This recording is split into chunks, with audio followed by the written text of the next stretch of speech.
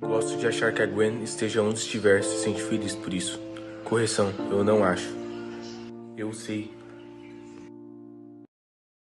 E aí, nerd, tudo tranquilo? Desde que eu era pequeno, eu sempre achei o Homem-Aranha um herói perfeito. Junto do incrível Hulk, eu sempre consumi filmes, animações, jogos, HQs e tudo que eu encontrasse sobre esses dois personagens. Inclusive, caso vocês não saibam disso, o Homem-Aranha do Sam Raimi foi o primeiro filme de herói que eu vi na vida. Mas existe uma história que marcou toda uma geração de leitores de HQs. Não exatamente por ser boa, mas pelo trauma coletivo causado pelos acontecimentos dessa HQ em si. Eu tô falando de A Morte de Gwen Stacy, um clássico que tem um contexto muito pesado por trás.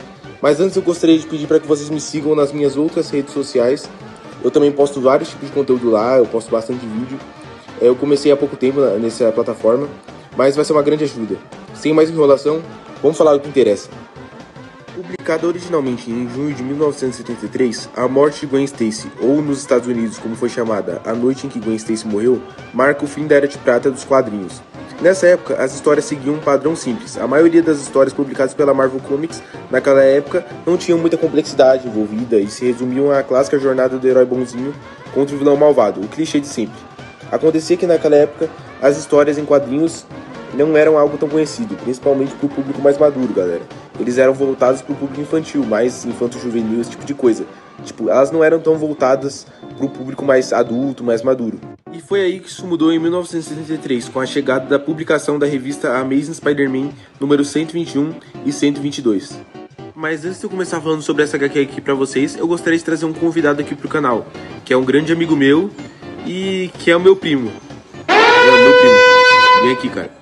Opa, e aí? Eu sou Davi Laranja e como já foi dito por aqui, essa HQ causou muitas repercussões no mundo dos quadrinhos. Nessa história nós acompanhamos Dr. Octopus, que acaba de fugir da prisão e sequestra um avião, onde está o general chinês chamado Su. Depois que ele é derrotado, a história se desenrola e nós temos o sacrifício de Capitão Stacy, pai de Gwen, que se sacrifica durante a luta de Peter e Octopus para salvar um garotinho. Aqui nessa HQ, temos temas muito sérios, como Harry Osborn, que está tendo um vício em drogas, e como o próprio nome da HQ já diz, temos e vemos a morte de Gwen Stacy. E agora, para você tentar entender como que foi, eu vou contar para você.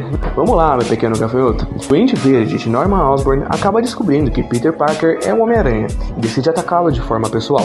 Para conseguir atingir o Cabeça de Teia, ele sequestra a Gwen Stacy, namorada de Peter, e a leva até o alto de uma ponte. Quando o Homem-Aranha tenta salvá-la usando sua teia, o resgate acaba falhando e a Gwen morre nos braços do Aranha. Sua perda abala profundamente o Peter, que parte para confrontar o Duende Verde cheio de raiva e culpa. No confronto final, o próprio vilão acaba morrendo por conta de seu planador, encerrando a rivalidade entre os dois nessa fase. Para quem vai assumir a responsabilidade de finalizar esse vídeo é o Pedro, então... Além disso, esse arco das HQs recebeu uma adaptação do filme Espetacular Homem-Aranha 2 do Andrew Garfield, onde a mesma história ocorre com algumas alterações.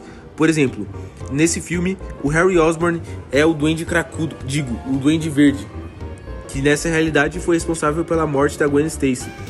E só uma coisa antes de continuar, eu queria ressaltar como esse design do Duende Verde é horroroso. Sério, mano, nesse filme os caras cagaram no design do Duende Verde, ele tá horroroso, tá parecendo que ele tem uma cabeça, um tumor na cabeça, tá horroroso esse design. Fala sério, mano, os caras nem se esforçaram. E essa HQ teve consequências anos depois, com a publicação de Homem-Aranha Azul, que segue os mesmos acontecimentos, mas que como uma história de romance, onde o Peter tenta superar o luto pela Gwen Stacy, após a morte dela.